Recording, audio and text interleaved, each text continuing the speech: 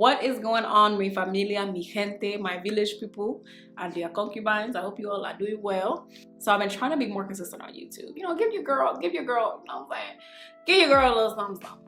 You know, this video is actually gonna be a short story time. I figured, let me bring my shame to the social media. Let me bring my shame to YouTube.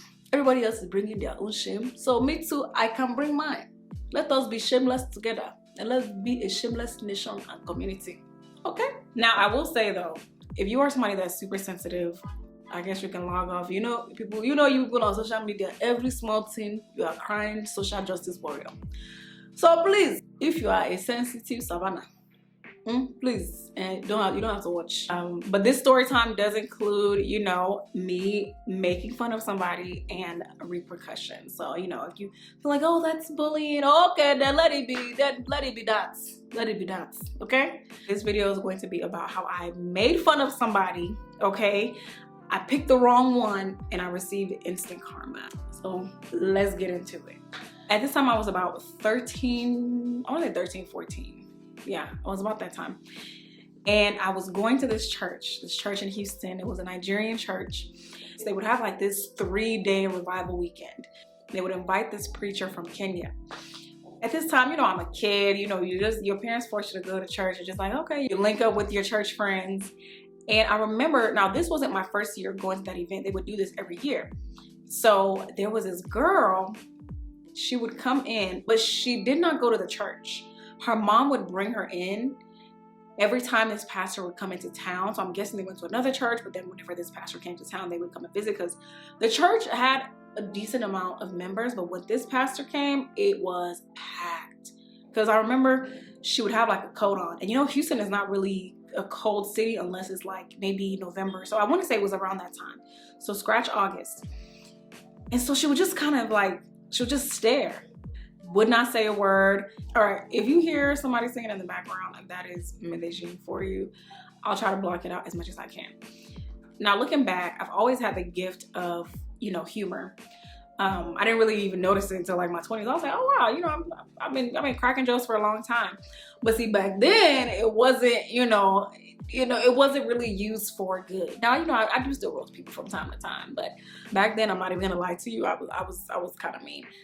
And I was bullied, but I also did a fair amount of bullying myself. So, you know, it was a fair trade. But I just remember this girl would always stare and I would just be like, why is she staring? And then I would have my friends, you know, my little church friends, the main church friends. If you are going to church, those children are so mean. They are so mean.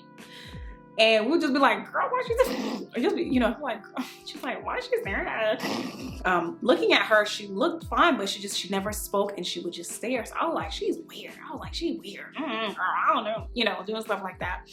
So anyway, this next year, the mom brings her in. Same thing. She always came with her mom. And I remember this was the second day. So the first day, she kind of did the same thing, like just kind of, you know, stared or just like kind of look off. You know, sometimes she kind of caught us like looking at her and like snickering. And so the next day, mom brings her in again. I remember specifically, I was at the back row. Back row, it was me, my friend at the time, Tola. I want to say Adiola's her sister. I want to say Adiola was there as well. I think it was like all three of us. So then all of a sudden, there was like this outburst. I never heard her say anything before, but she gets up. And she didn't really say any words. She just had like a moment, you know? And she got up just, you know, frantically, and like the whole church just kind of like, you know, kind of like stopped and stared because everybody was sitting down at that time. So she gets up and she like blurted out something, but I really didn't know what it was. So she starts leaving. She starts, you know, walking out from the rows, and her mom is like, you know, trying to calm her down, but you know, she's just walking. Now, as she's, you know, leaving her row and exiting the church, remember that I'm in the back row. I remember specifically, Tola ended up just kind of leaning forward. Like, Tola literally did something like this. She just kind of like leaned forward like this, right?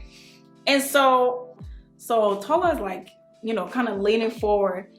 And I'm just there, you know, sitting with confidence, like a momo idiot. Just, you know, I didn't even know what was going on. Do you know that this girl came behind me before she exited the church? All I felt was this right here, this part of your hand in the back of my head. This girl came behind me and she said, boom. My brothers and sisters and village people and concubines, let me tell you, if I was a white woman, I would have turned pink. That girl was strong. I was embarrassed. Let me tell you, when that girl hit the back of my head, it was like a ringing, like it was, like my head was ringing. I was like, who is making international call in this place when we are having night vigil? I beg. It's like there's a call center or something. You don't have manners, you don't have respect. There was no call center or nobody was making international call. It was my head. It was my head. Because this woman has beat me. Why are you crying? Let me tell you, I think that's probably like one of the top most embarrassing moments in my life, because it was done in front of like the whole congregation. Because remember, everybody was sitting down. So everybody's wondering, what's this girl going to do? And then she comes and she just like, boom, just, you know, knocks the back of my head. And I'm just sitting there, you know, what will I do? Will I go and fight? You know, I was just in shock. It was so awkward. I said, I know I must have changed shades. I know I changed shades because there's no way I stayed one color. I was embarrassed. And now that I'm looking back at it, I'm like, I'm looking at Tola and I'm thinking about what Tola did. I said, this girl, she knew something. This girl that they're calling Tola, she knew to duck. Holy Spirit gave her that vision. Holy Spirit gave her prophetic sign that something was coming, and she knew to get down, because she too was talking about that girl. I was there, I was sitting in my chair, I was looking confident and stupid at the same time. It was embarrassing. And now that I think about it, I really think that the girl, now I'm not diagnosed, I don't know. But if I were to guess, I would say with maybe like, she could have been on the autism spectrum, or, you know, maybe like bipolar, because there was just a shift in her behavior. Now, if you know somebody, if you have a family member that is dealing with that, you know, don't take offense. I'm just saying what I think, you know, with the information that I know now. Because I knew that there was something different about her, but I just didn't know what it was. Especially at age like 13, 14, unless we saw somebody maybe like in a wheelchair, or you could tell that they had like a disability, like it was obvious. You just thought that, like, why are they different, you know? Is it right? No, but I was a kid. Let me say this. I know how you people on the internet like to do. Somebody will say something while they are in their mother's womb. You people will use that against them on their 99th birthday. So I'm just telling you what happened. Was it right? No, it wasn't right. But did I know better? No, I was a mumu girl. Before you start saying, oh, she's making fun of people that have disability. Okay, and she beat me. And she beat me. So then what do you want me to do? Are we not equal? And what even made it worse was that the next day, I think they came back the next day, but the girl was completely like, she wasn't checking for me or nothing like that. I was just, you know, as a kid, you're like, oh, when I see her, well, you know, you start thinking of all the things that you probably could have done. I was probably in my room, you know, probably boxing the air like, oh, when I see that girl, I want to show her, you don't mess with me, you don't joke with Beyonce. They did come back. You know, I was like, I was all fuming. I was like, oh, all the things. Oh, she better not come over here. Oh, I'm ready, girl. I'm ready to square up. Oh, she about to get these hands. It's about to be Hands University up in here. Sure, I don't want to do nothing. Not in church. The ad assault to injury. The pastor, I don't know if a pastor has ever done this at your church or whatever. I don't know why people like to do this. I've seen it at like, I think it's only African churches that I've seen this at, but he asked the congregation to stand up on their chair. I don't know if maybe he was giving them prophetic word, he was doing this. I said, why can they not have prophetic word and they are sitting down or they are standing on ground? Anyway, so, you know, Africans, they get on chair. I said, all of you should not be standing on chair. You know that. Please. And so I'll never forget this lady. Her name was Auntie Shem. And, you know, she's a Yoruba auntie. She was not like too big, but she was, you know, she was a little hefty. You know, she had like auntie weight, you know, like, but she, you know, she still looked good, but you know. Do you know that as they are standing on these chairs, it was at that moment that Sister Shem we realized that Holy Spirit was moving in that place. I said, Sister Shaun, when you were sitting down, you didn't feel Holy Spirit. When you were standing on ground, you didn't feel Holy Spirit. But it's now that you have stand up in this church chair in front of me that you know that there's the Holy Spirit. Jesus. This woman did whatever and she fell back. I kind of moved, not she fell like right on me, but I don't know if you know those church chairs, not pews, but it's like they'll have the red cotton, you know, the red thing right here, but then the arms will be like a metal. And I say, God, I have heard you.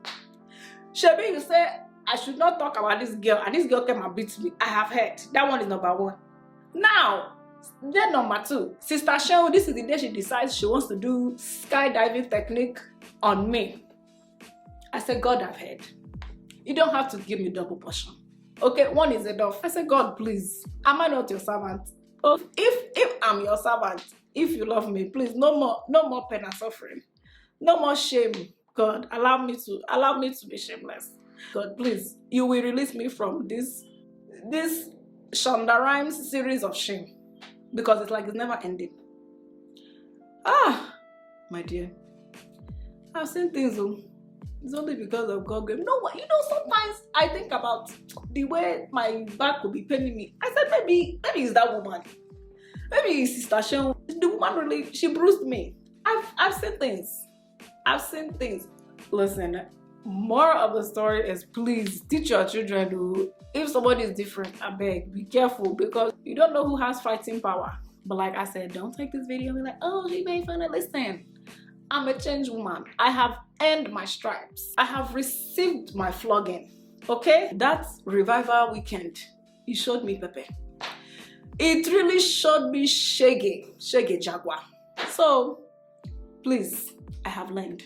Okay? Maybe that's why this my head. It's like I don't have back head. Maybe that's why. Because after this woman has done this, the thing has collapsed. So when I wear cornrows, the thing is not full back here. Anyway, that's the thorn I have to live with for the rest of my life. I've learned.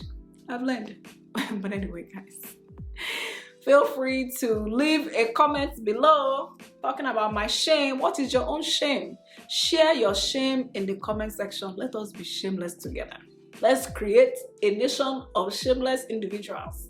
And you know what? I feel like God is still showing me Pepe, because as I was trying to record this video, look at this.